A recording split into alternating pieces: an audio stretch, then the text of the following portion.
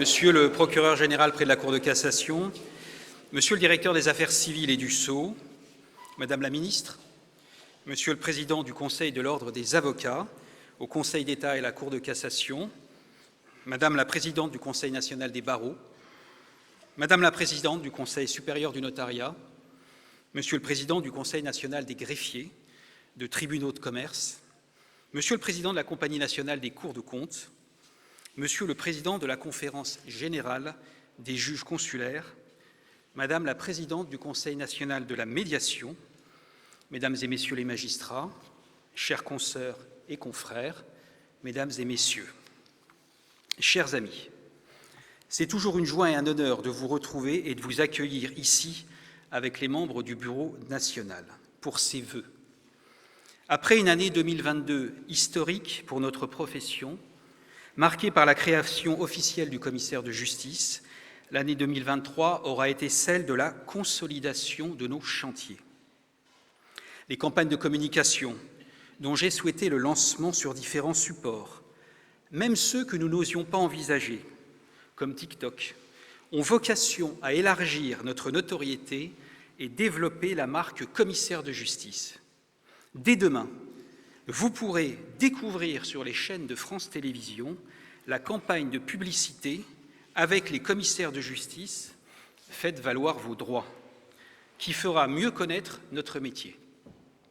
Avec Agnès Carlier, première vice-présidente, et l'ensemble des membres du bureau, enfin ceux qui sont là, puisqu'il en manque encore quelques-uns, à qui j'adresse mes remerciements pour leur engagement sans faille, nous nous réjouissons de voir émerger cette nouvelle identité professionnelle.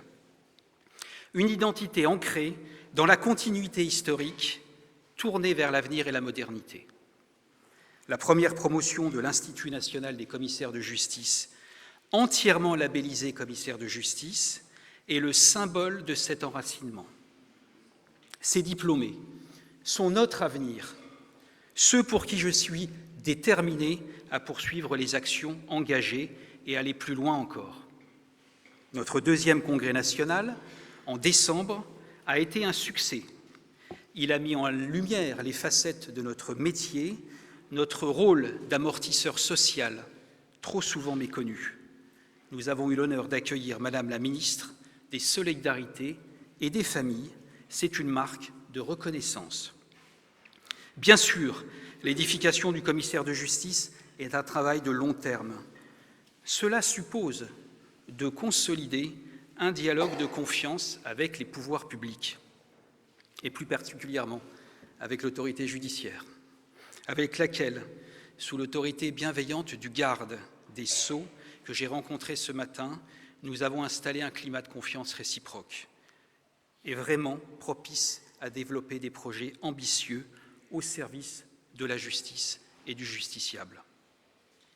Que l'occasion me soit ici donnée de remercier Rémy Decou-Paolini, directeur des affaires civiles et du Sceau, Emmanuelle Masson, sous-directrice des professions judiciaires et juridiques, et toutes vos équipes. Par votre présence, vous marquez la qualité des relations entre votre ministère et la Chambre nationale. Et c'est grâce à ce climat de confiance régénéré que nous avons obtenu par le Parlement des mesures d'importance pour la profession.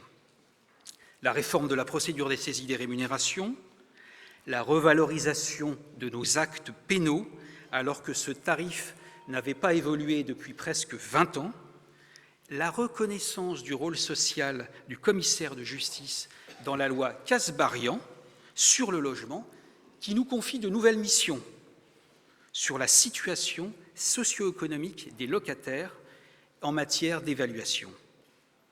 Concomitamment, la feuille de route du Bureau demeure la ligne directrice de notre action. Ainsi, nous avons la volonté inébranlable d'être force de proposition, utile, efficace.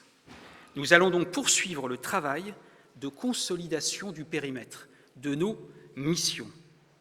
Simplifier la procédure d'injonction de payer en réduisant les délais pour permettre d'alléger la charge des greffes, faciliter le travail de gestion des comptes de tutelle, avec la création d'une plateforme facilitatrice destinée à l'ensemble des professionnels et des juridictions. Développer les modes alternatifs de règlement des litiges, dans la mesure où le garde des Sceaux nous a fait l'honneur de nous inclure parmi les ambassadeurs de l'amiable. Enfin, faire valoir la plus-value du constat de commissaire de justice, le seul à avoir force probante devant les juridictions. Je n'oublie pas, bien sûr, le projet d'extension au commissaire de justice de l'activité d'entremise immobilière, que je défends depuis plusieurs mois. Enfin, j'ai bien en tête les difficultés profondes de notre profession. Plus que d'autres, nous devons conjuguer les aléas de la conjoncture économique avec les contraintes de notre mutation identitaire et ses coûts d'adaptation massifs. Dans ce contexte, nous attendons surtout un vrai signal dans la perspective de l'arrêté tarifaire à venir, sans polémique aucune, mais en toute transparence, je le dis. La profession ne comprendrait pas un nouveau statu quo ou pire, une baisse, alors que les contraintes qui pèsent sur elle sont de plus en plus lourdes et qu'elle ne ménage pas ses efforts pour se moderniser, y compris par le travail colossal sur les remontées économiques.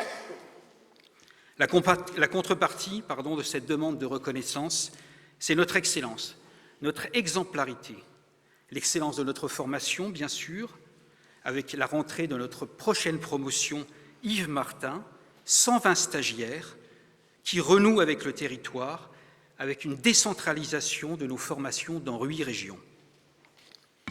Exemplarité ensuite, c'est une priorité de mon mandat, car notre statut d'officier public et ministériel nous soumet à un devoir de probité renforcé, condition sine qua non de notre monopole.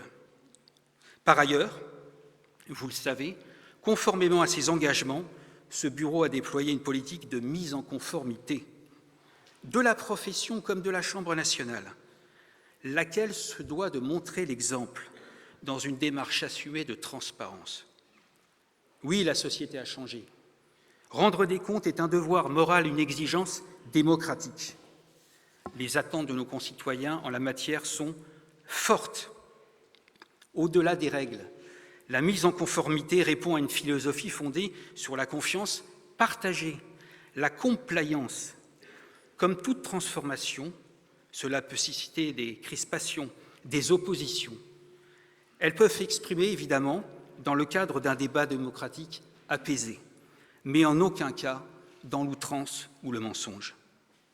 Pour ma part, je continuerai à mettre en œuvre ce que je considère juste et utile pour l'avenir de notre profession, avec sérénité, avec détermination. Nous devons être soudés, tous ensemble, car notre profession peine encore à se remettre de la plus grande crise économique de son histoire.